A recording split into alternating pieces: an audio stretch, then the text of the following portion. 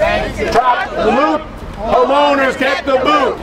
Banks get Trott the loot, homeowners get the boot. Do not vote for Trott. Do not vote for Trott. Do not vote for Trott. David Trott, we're here to say, you can't buy our votes today. You can't buy our votes today. For thousands fighting to pay their loans, you're the man who took their homes. You're the man who took their homes. You front for all the banks that lied. Front for all the banks that lied. They gave you millions to take their side. They gave you millions to take their side. You bend the rules, we know what for. We bend the rules, we know what for. To kick homeowners out the door. To kick homeowners out the door. Tell your neighbors, tell the press. Tell your neighbors, tell the press. Trott's not fit for Congress. Trott's not fit for Congress. Evict Trott from this campaign. Evict Trott from this campaign. He's caused families too much pain. He's caused families too much pain. Banks give Trott the loot, homeowners get the boot. Banks give Trott the loot, homeowners get the boot. All right, folks, we're going to start our street trial. So we're going to have people testifying over here. We're going to have 5 Trott survivors talking about their experience dealing with Trott and his business empire specializing in foreclosure. I want to say about all of the people who are going to be testifying here. All of them ended up in default for reasons beyond their control. These are people who wanted to pay their mortgages, but it was the Great Recession, it was layoffs, it was a decline in business revenue, they got their hours cut back, or it was health care issues, or it was disabilities, or it was a loss of a spouse, probate issues, family issues. All of them ended up in default. All of them needed help. They needed help from the same banks that we helped, that we bailed out, and that we expected to help us in our moment of need. Instead, what those banks did was engage in massive foreclosure fraud, for which they subsequently paid huge billion-dollar settlements for the misdeeds that they carried out for families that really needed help, that really needed a modification to keep them in their home. And who was their front man? Who was the one who actually carried out and helped them pull off that foreclosure fraud? It was David Trott. That's what we want to talk about. We had a house and it had a family in it. I inherited that house and Trott took it. We had a house and Fannie Mae sold it. And then I looked and saw that they tried to blight it and strip it. Trott took our house and I want it back. I want it back. Good afternoon. Trott, unfortunately a name many of us are familiar with. Trott, a company that ferociously conducts its business with all the humanity and sympathy of the Spanish Inquisition. Trott, a shield company for Bank of America. They openly admit to having foreclosed on 80,000 properties in 2009, thousands more since. And remind, it's properties we're talking about. We don't know how many people they threw to the street. This organization has amassed a fortune on broken lives, dreams, backs of our brothers, sisters, friends, and neighbors, victims of their unscrupulous practices. My wife and I were among those victims in 2010. After 3 operations on my hip in 2009 and the loss of my job the following year, we attempted to secure a loan modification using the Wayne County Department of Foreclosure Prevention. The representative contacted Trott, who promised to set up a meeting since we could, in fact, pay everything we needed to pay with a modification. He was promised those meetings, and they never came. Calls to Trott and the bank went unanswered. Now the arrogance of David Trott to spend millions of dollars bled through the veins of people he doesn't give a damn about to win a seat in Congress. Ladies and gentlemen, I cringe at the thought. Good afternoon, everyone. I just want to say that I am a survivor.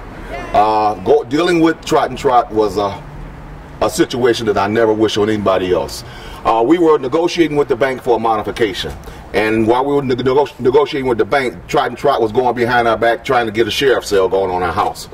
We didn't find out about the sheriff's sale until after the bank called us back and said, well, we had to put this on hold because we had to talk to our lawyers, not knowing that the lawyers that they were talking to was Trott and Trott. They had the sheriff's sale. We go down to the courthouse and find out that Trott and Trott's lawyers, they're sitting down there and they have a consent form for us to sign. You know, they say, okay, if you sign this, you get 30 days. If not, you got to be out in 6 days. Not knowing exactly what all this meant, we decided to go ahead and sign it. We go into the courthouse, into the courtroom, and the judge tells us, do you understand what the consent form is? I said, no, I do not. He said, well, if you signed it, that means you're giving over your house. You're trading your house in. You have no right to your home anymore. I said, no, that is not why I signed that. This is done because Trott and Trott's lawyers will sit back and tell you anything to get your home out away from you. If you think I would sign a piece of paper stating that I'm giving up my home, no. There's no way on God's earth I would do this. This shows you the double-sided businesses of Trott and Trott. David Trott, today you have been caught. The Bible says, but if he be found, he must repay sevenfold. David Trott's words were, no judgment has been brought against him for unethical conduct. David Trott, today is your day, because today you are standing before your peers of judgment today. We are here on trial today to say that you, David Trott, are guilty of robo-signing, dual tracking, deed fraud, notary fraud. These are affidavits of publications and evidence of sale that are signed by the notaries Pushpa and Deborah Elix, initials, which are fraudulent affidavits of publication. So therefore, your sheriff sales are invalid. Up here are the sheriff deeds of individual sheriff deeds where the address is 1231 St. Antoine, Detroit, Michigan. 1231 St. Antoine, Detroit, Michigan is the Greektown Casino. Exactly. These down here are 238 foreclosures for one day. September the 9th of 2013. All of these are of Trott and Trott that he foreclosed on for that one day. Up here is a notice to the 34th District Court in the last name Prince. They foreclosed on me in the last name Prince, and my last name is Price. This is robo-signing. One of David Trott's attorneys, partners, where the real Kenneth Corral stand up. The robo-signing on mine is when they sold my house for $1 up there on that deed up there to Freddie Mac to Fannie Mae, Freddie Mac to the Bank of America. But the thing about it is, the banks didn't foreclose on me.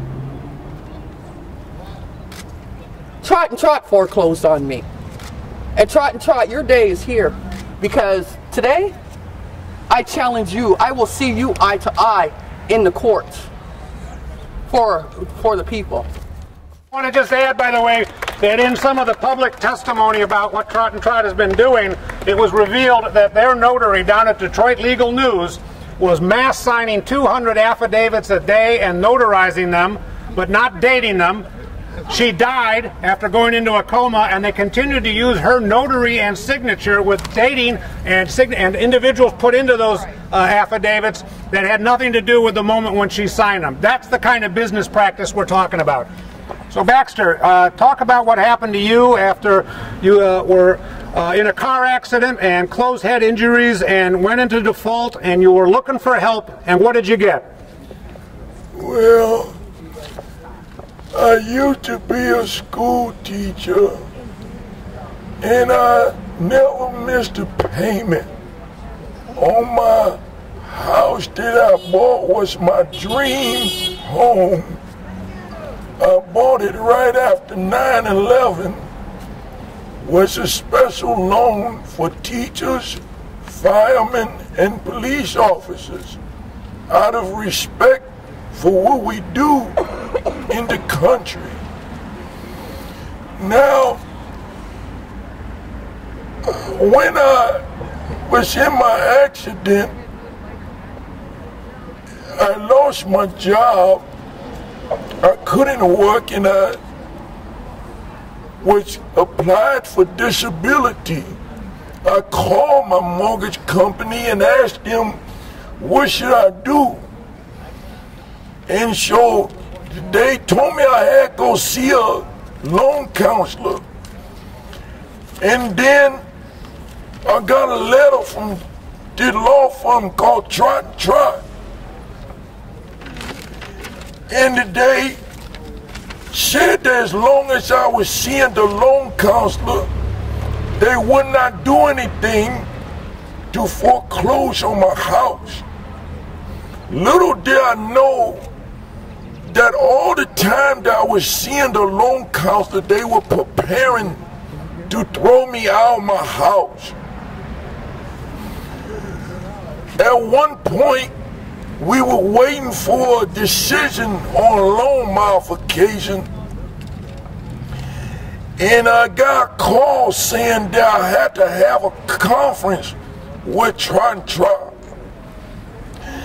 And during the conference, they said, well, you don't have any money to do a loan modification, so you're not qualified.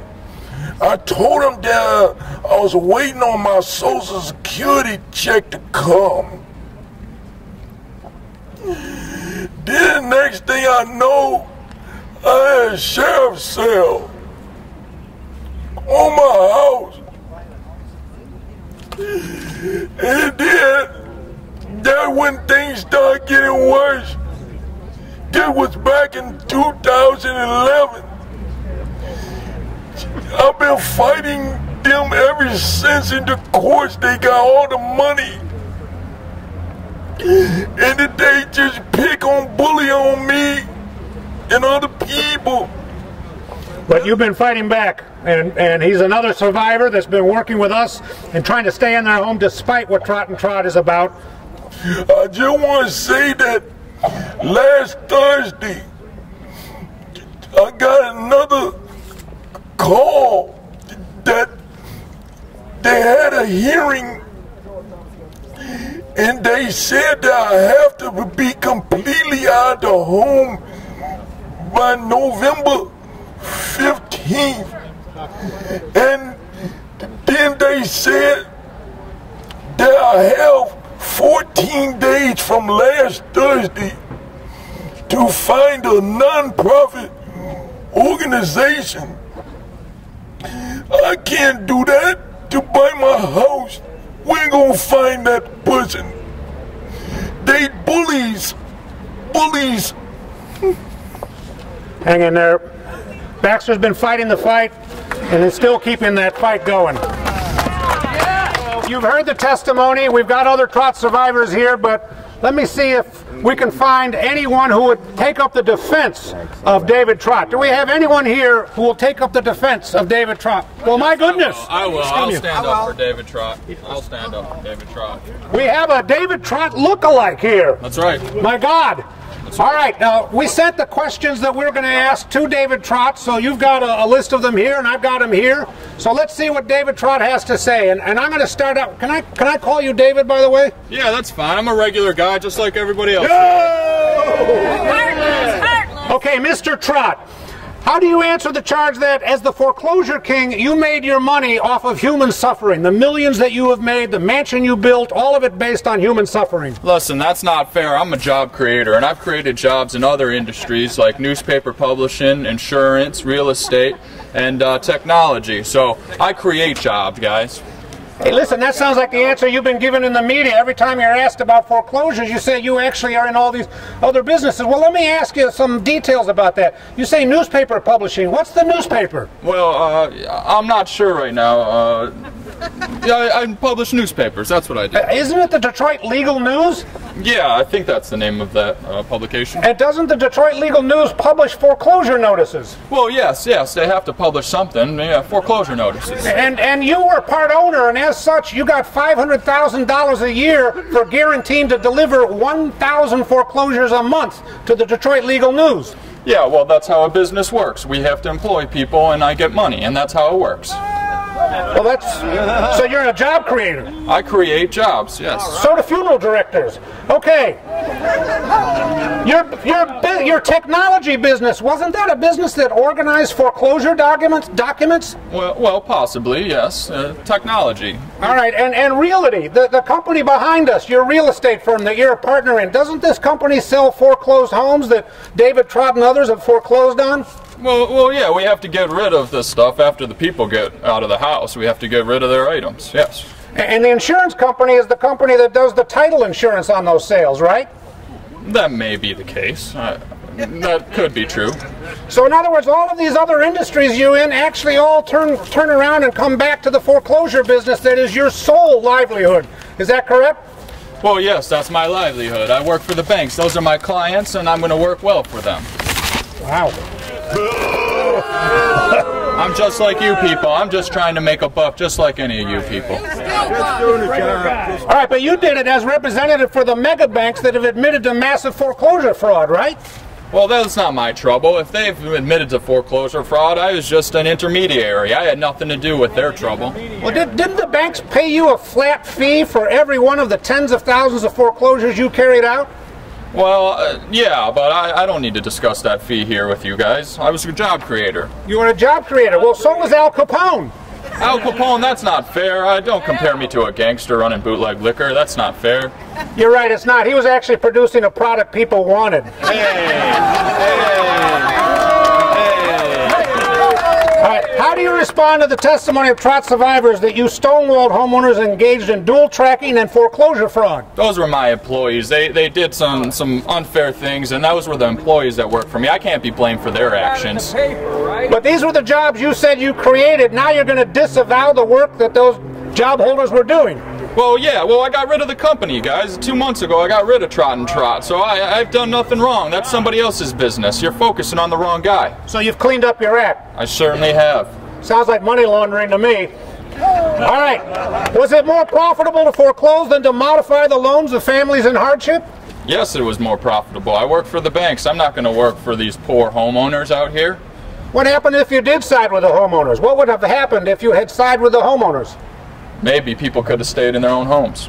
And what would have happened to your work with the banks?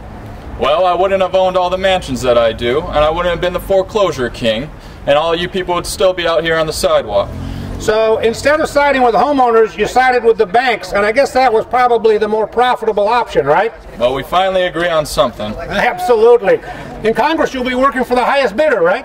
That's right. I'll represent my clients in D.C., so everybody make sure to vote for me because many of clients, like the banks, need a voice in Washington, D.C. The banks can count on you? They can count on me for sure. And my PAC, my Political Action Committee, is David Trott, PAC, okay? Okay. All right. Well, now we know why we can't count on him. The banks can count on him. We can't.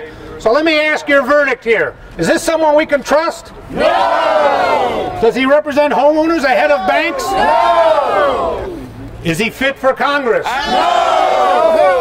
All right, well, let's get that word out to everybody that we can find who is in a position to vote in the 11th Congressional District. They need to know that this man is a snake in the grass and not someone we can trust in Congress. The banks can trust him. We can't. Trott is guilty, this we know. All the evidence tells us so. The banks crowned him foreclosure king, bought and sold with their bling bling. He threatened us with foreclosure fraud, a cheating record we can't applaud. David Trott, you must confess, you don't belong in Congress. All right, folks, thanks for coming in. We've got other Trott survivors here who might want to talk about the particulars of their experience, so by all means, get the details, talk with folks, and keep the word going. Right.